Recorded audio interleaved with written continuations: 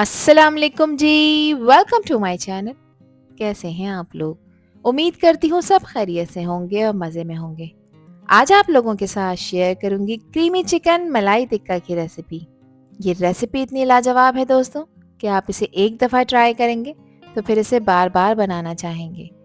Soft juicy chicken के pieces और मलाई का परफेक्ट कॉम्बिनेशन आपके खाने का मज़ा दुगना कर देगा दोस्तों। ये सिर्फ एक डिश ही नहीं बल्कि एक एक्सपीरियंस है जो आपके दोस्तों और घर वालों का दिल जीत लेगा।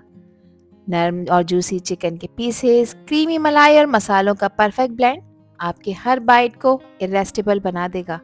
तो दोस्तों, अगर आप चाहते हैं अपने खाने का लेवल ऊपर लेकर जाना तो फिर रेसिपी को एंड तक देखें। अच्छी लगे तो लाइक भी कर दें और चैनल पर न्यू हैं तो चैनल को भी ज़रूर सब्सक्राइब कर लें। तो चलें फिर शुरू करते हैं इसको बनाना। क्रीमी और जूसी चिकन मलाई टिक्का बनाने के लिए दोस्तों यहाँ पर ली है मैंने 750 ग्राम बोनलेस चिकन। इस रेसिपी में मैंने थाई पार्ट का इस्तेमाल किया है क्योंकि थाई पार्ट ब्रेस्ट के कंपैरेटिवली मॉइस्ट और जूसी होता है।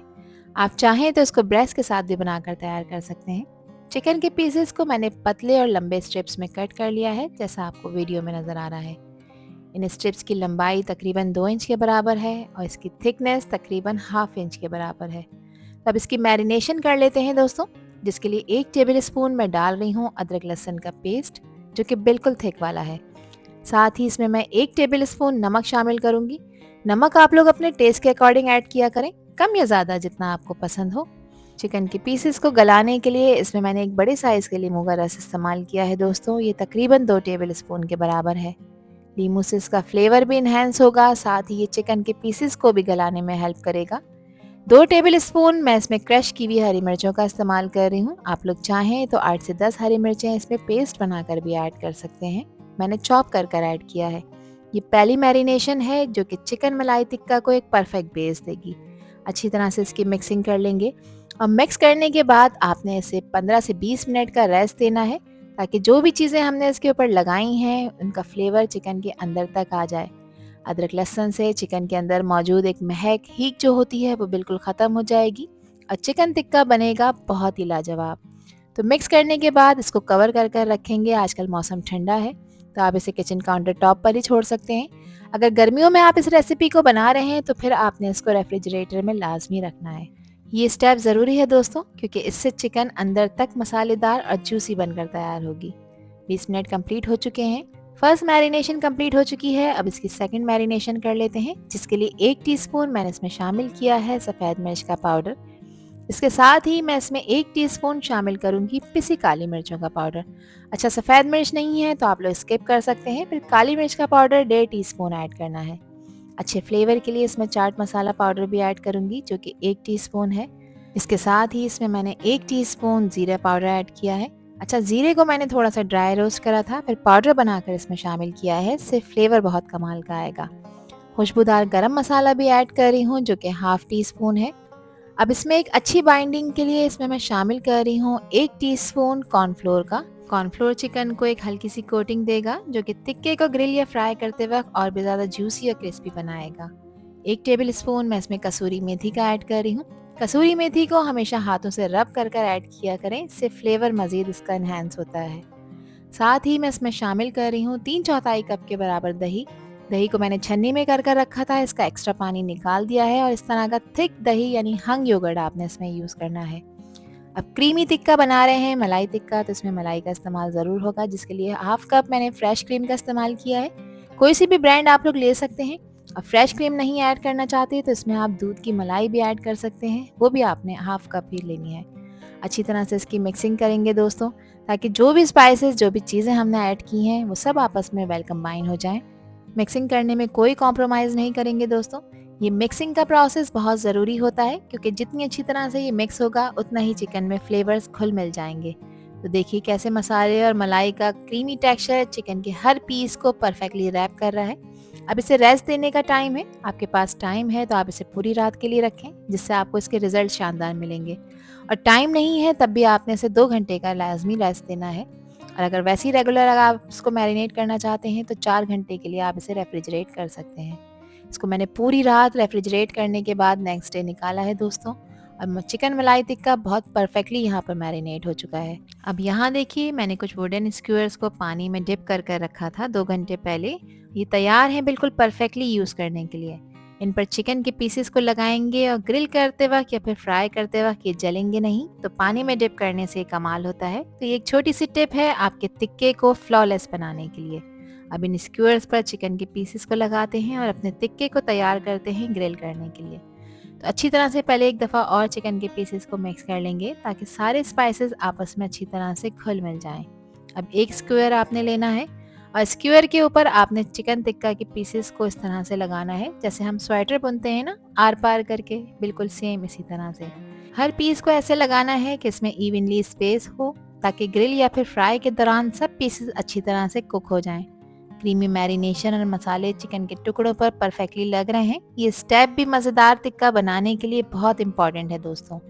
तो एक स्क्वायर पर मैंने तकरीबन 3 से 4 पीस लगाए हैं और एक स्क्वायर हमारा यहाँ रेडी हो चुका है।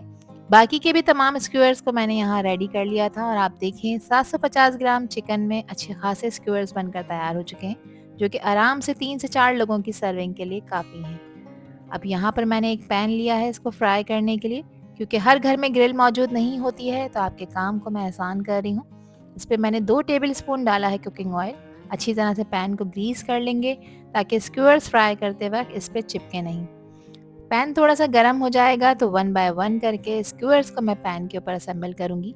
मैं ग्रिल पैन का यूज़ कर रही हूँ दोस्तों। ग्रिल पैन है तो इसको यूज़ करिएगा, इससे इसके ऊपर खूबसूरत से निशान आएंगे। नहीं है तो घर में नॉर्मल जो तवा होता है या फिर कोई आम सा फ्राई पैन होता है, आप उसमें भी इसको बनाकर तैयार कर सकते हैं। 2 मिनट के लिए हाई फ्लेम पे एक साइड को पकाएंगे ताकि खूबसूरत से निशान इसके ऊपर आ जाएं। देखें हाई फ्लेम पे पकाने के बाद कितने खूबसूरत से ग्रिल के मार्क्स इसके ऊपर आ चुके हैं।